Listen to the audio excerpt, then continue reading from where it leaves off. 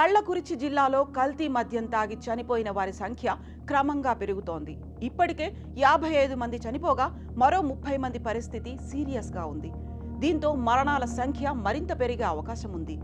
కల్తీ సారా ఘటన నేపథ్యంలో ప్రభుత్వం ఈ కేసు విచారణను సిబిసిఐడికి అప్పగించింది. అయితే ఈ కేసు విచారణను సిబిఐతో జరిపించాలని తమిళనాడు ప్రతిపక్ష పార్టీ నేతలు డిమాండ్ చేస్తున్నారు.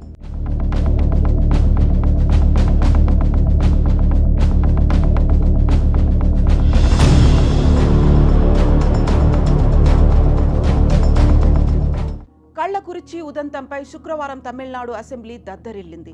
విపక్ష ఏఐఏడీఎంకే సభ్యులు నినాదాలు చేశారు. కల్తీ మద్యం తాగి 55 మంది వరకు మృతి చెందడంపై సభలో చర్చ చేపట్టాలని డిమాండ్ చేశారు. సభా కార్యకలాపాలకు అంతరాయం కలిగించారంటూ స్పీకర్ అప్పావు వారిని మార్షల్స్తో బయటకు పంపించారు. కరుణాపురంలో కల్తీ సారా తాగి తొలుత దివ్యాంగుడైన 35 ఏళ్ల పెయింటర్ సురేష్ చనిపోయాడు. ఇదే సారా తాగిన ఆయన భార్య వడి ఉక్కరసి గంటల వ్యవధిలోనే కన్నుమూసింది. అయితే డాక్టర్లు ఇద్దరు సహజంగా అనారోగ్యంతో చనిపోయారనే ప్రకటించారు. 2 రోజుల తర్వాత కానీ కల్తీ సారా వల్లే దంపతులు చనిపోయారని వైద్యులు ప్రకటించారని సురేష్ సోదరుడు మీడియాకు చెప్పాడు. ఒకవేళ వీరిద్దరూ చనిపోయిన కారణాలను వెంటనే గుర్తించి అప్రమత్తం చేస్తే మిగిలిన వారైనా బతికేవారన్న వాదనలు వినిపిస్తున్నాయి.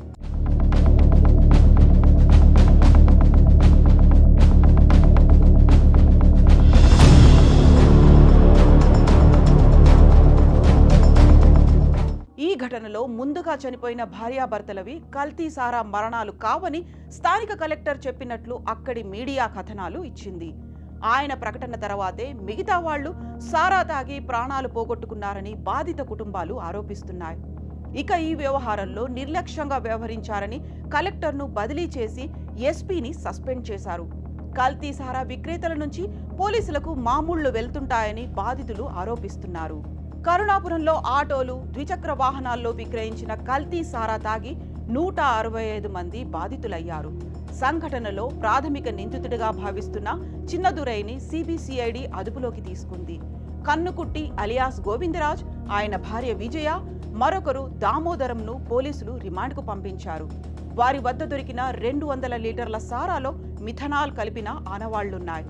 ప్రభుత్వం ఏర్పాటు చేసిన ఏకసభ్య కమిషన్ సభ్యుడు జస్టిస్ గోకుల్ దాస్ గ్రామంలో బాధితులతో మాట్లాడారు. మొత్తం మృతుల్లో కళ్ళకురిచి ప్రభుత్వాసుపత్రిలోనే 28 మంది ప్రాణాలు వదిలారు.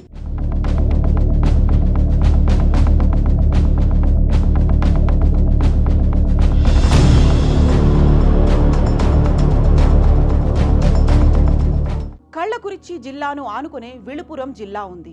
ఈ జిల్లాలోని విక్రవాండి అసెంబ్లీ స్థానానికి జూలై 10న ఉప ఎన్నిక జరుగుతుంది. ఈ నేపథ్యంలోనే అధికార పార్టీ పెద్దలు కొందరు నిజాను వెల్లడవ్వకుండా అధికారులపై ఒత్తిడి తెచ్చినట్లుగా ప్రతిపక్షాలు ఆరోపిస్తున్నాయి. చికిత్స పొందుతున్న వారిలో పలువురు కంటిచూపు కోల్పోయారు. ఈ ప్రాంతం మారుమూల ఉండడం, సకాలంలో వైద్యం అందకపోవడంతోనే ఈ పరిస్థితికి కారణమైంది. కల్తీ మద్యం తయారీకి వాడిన మిథనాల్ను తెలంగాణ నుంచి తెచ్చినట్లుగా సిబిసిఐడి విచారణలో తేలింది. హైదరాబాద్ నుంచి చెన్నై, పుదుచ్చేరికి రైళ్లలో తరలించి అక్కడి నుంచి సమీపంలోని వివిధ జిల్లాలకు మిథనాల్ సరఫరా చేస్తున్నట్లుగా సమాచారం.